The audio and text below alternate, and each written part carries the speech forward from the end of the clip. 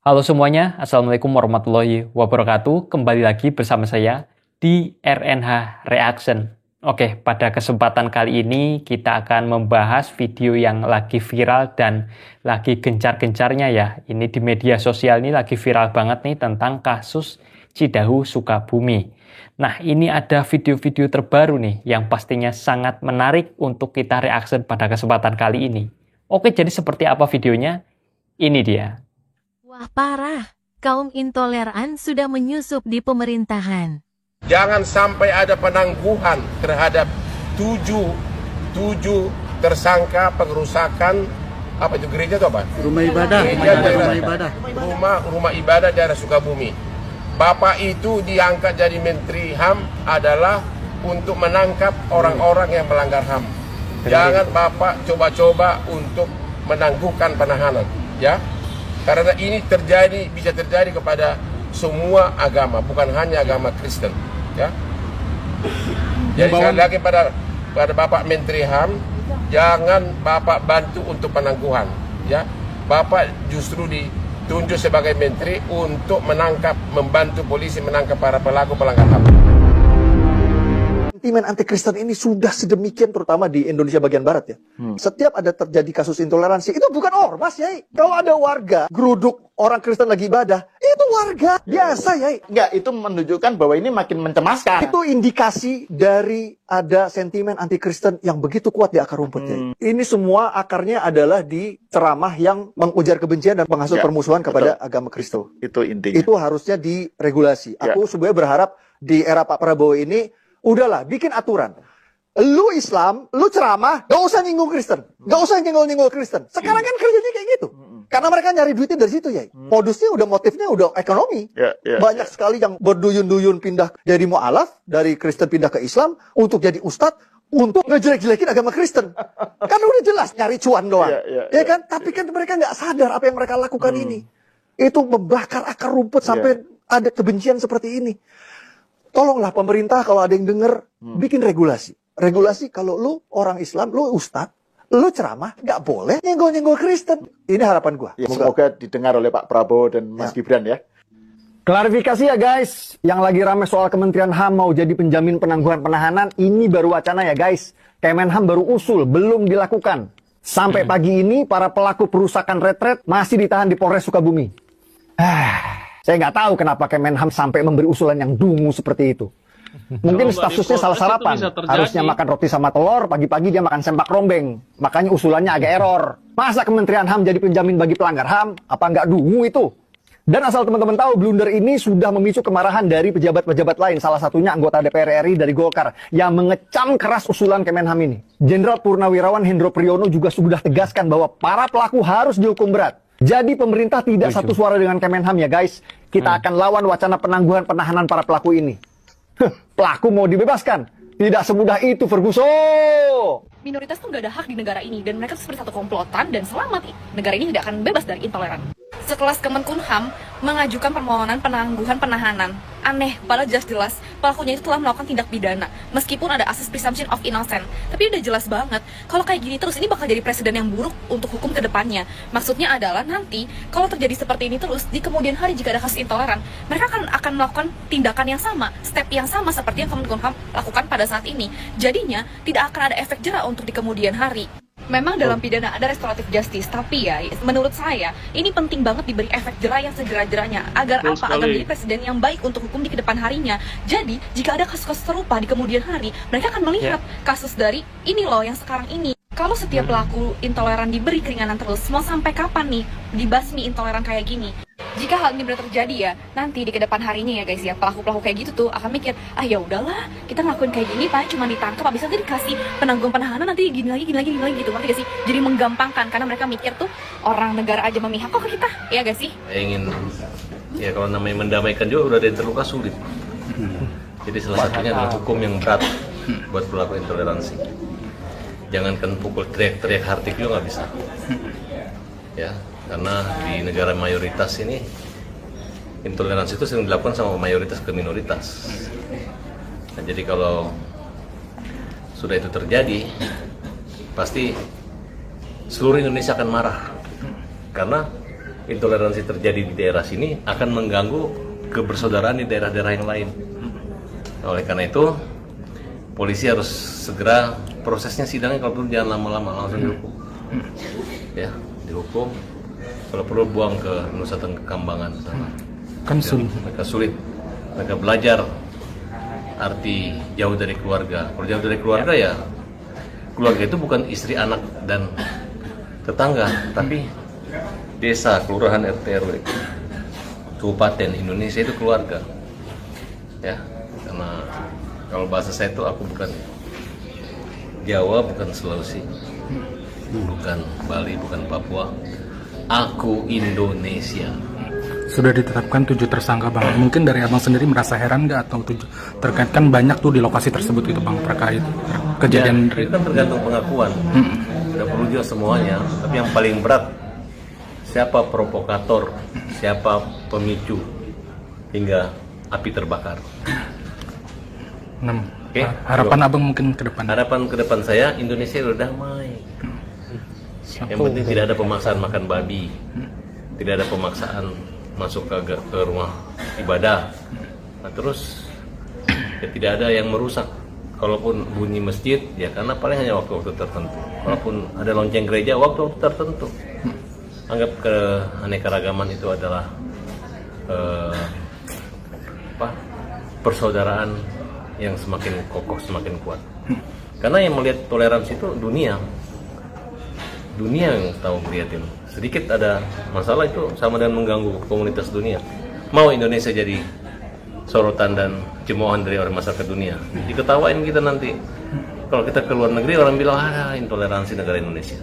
Oleh karena itu intoleransi no, toleransi yes. Nah ini kan 100 juta dari gubernur, nah untuk perbaikan, tetapi 100 juta itu disumbangkan ke masjid, gimana Bang? Yang nyumbangin siapa? Dari pemilik rumah itu, tapi itu kan hanya bentuk sindiran aja. Kalau mereka juga nggak mau nanti dapat penggantian, ya udah, saya rasa itu udah bijaksana lah. Artinya itu jiwa besar gitu, harus kita hormati aja. Semoga Tuhan membalas dan terbalas dengan dihukum beratnya para pelaku intoleransi. Oke? Berharap stop gak sih Bang ke depannya? Ini kan sudah merusak Bhinneka Tunggal Ika, semua pihak sudah speak up dan sengaja mengacau keamanan. Hati-hati juga, harus Kamtibmas dan lingkungan RT RW desa harus lebih cekap dalam mencegah persoalan ini. Oke, harapan ke depannya? Harapan ke depannya sejahterakan daerah-daerah yang miskin. Jangan mereka membakar api sensitif karena kemiskinan. Indonesia harus maju. Oke, terima kasih. Sejahtera. Oke, Bang.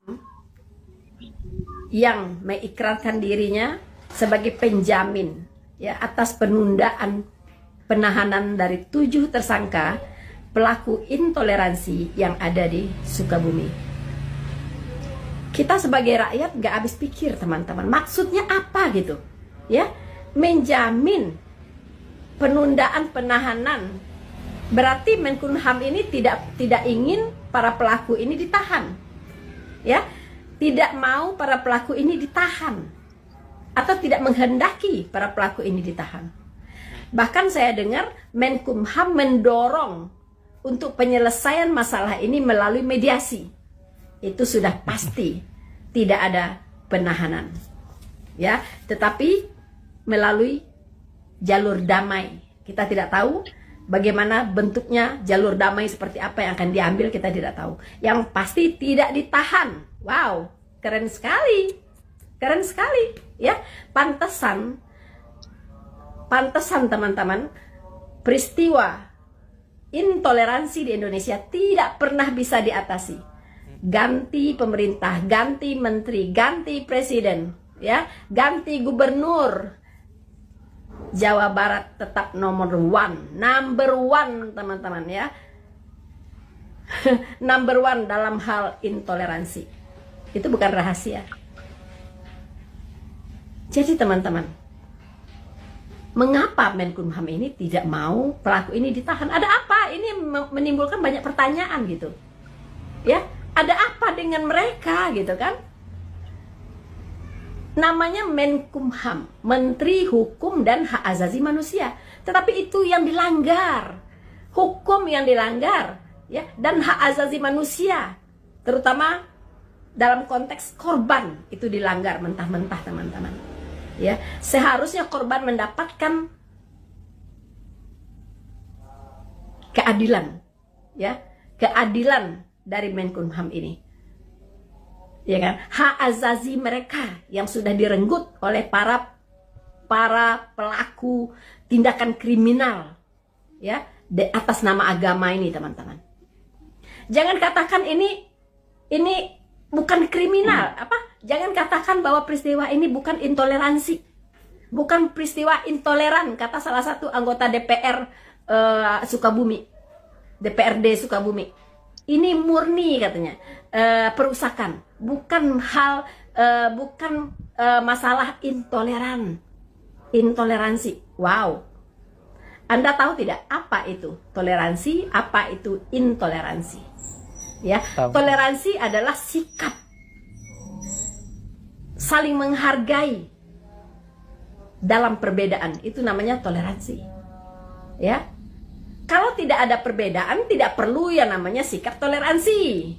Ya, sikap toleransi dibutuhkan pada saat ada perbedaan, baik perbedaan keyakinan, perbedaan budaya, perbedaan ras, perbedaan suku, dan sebagainya. Itu butuh toleransi. Kalau semua homogen, tidak perlu toleransi, tidak perlu, ya, tidak perlu toleransi, begitu. Masa iya anggota DPRD bisa berkata bahwa itu bukan peristiwa intoleran? Wow. Nah, ini parah. Bener aja, yang bener aja, ya. Seandainya yang punya villa bukan orang Kristen dan yang melakukan acara di situ bukan orang Kristen tetapi Muslim, mungkin pengajian dia di sana, ya, saya jamin 1000% tidak akan pernah terjadi peristiwa ini. Setuju atau tidak? Setuju atau setuju? Berhubung karena pemilik villa itu adalah orang Kristen dan yang mengadakan acara retret itu adalah anak-anak Kristen dan mereka melakukan ibadah sesuai dengan ajaran Kristen, maka di situ muncul perbedaan, disitulah muncul intoleransi. Ya, jadi tolong belajar lagi lebih banyak tentang toleransi dan intoleransi, Pak anggota DPRD Sukabumi. Ya, kembali ke Menkumham. Tugas Anda adalah menegakkan hukum. Seorang menteri Menkumham harus mengerti hukum benar-benar. Ya, Anda tidak boleh memutuskan sesuatu, ya, memutuskan sesuatu di luar jalur hukum, ya, karena tindakan yang dilakukan adalah tindakan melawan hukum, ya, tindakan melawan konstitusi negara, pasal 29 ayat 2. Setiap warga negara dijamin kemerdekaannya, ya, oleh negara untuk melakukan ibadah, ya, dan memeluk agama sesuai dengan kepercayaannya, sesuai dengan keyakinannya. Tapi yang Anda lakukan apa? Ya, Anda menjamin, ya, pelaku intoleran boleh mengganggu orang-orang beribadah yang berbeda dengan agamanya. Itu artinya Anda menjamin, ya, bahwa pelaku-pelaku intoleran ini boleh melakukan hal tersebut. Anda pasang badan untuk itu. Itu artinya Menkumham yang terhormat, Anda seharusnya menegakkan, ya, hak asasi manusia lurus, ya, tanpa pandang bulu. Sekarang Anda berdiri, ya, di pihak korban atau di pihak pelaku, dan ternyata Anda berdiri di pihak pelaku. Anda memikirkan hak asasi manusia para pelaku, ya. Wow, dia mah orang-orang mereka ini orang-orang biasa, mereka orang-orang kecil, ya. Istrinya ada yang hamil, kerjaan mereka serabutan, Mereka orang-orang yang nggak punya. Ya, jadi seharusnya mereka tidak ditahan. Ya kan? Sejak kapan dasar hukum memakai kriteria ini? Sejak kapan saya mau belajar hukum dari Anda? Sejak kapan kriteria ya orang memutuskan sebuah hukum, ya kan, berdasarkan istrinya lagi hamil atau tidak? Berdasarkan pekerjaannya serabutan atau dia pejabat atau apa? Ya. Dan lain-lain tadi. Sejak kapan? Pasal berapa, ayat berapa itu? Pijakannya ke situ. Please deh. Kenapa Anda tidak berdiri di pihak korban? Anak-anak Kristen yang sudah mengalami traumatik yang sangat mendalam atas perilaku mereka yang brutal, yang melakukan teror kepada anak-anak Kristen yang sedang beribadah. Ya. Jangan katakan ini murni pengerusakan. Siapa lagi itu yang ngomong itu? Ya, pejabat di sana itu. Ini murni pengerusakan. Hek. Jangan sembarangan ngomong ya. Apa motif para pelaku ini?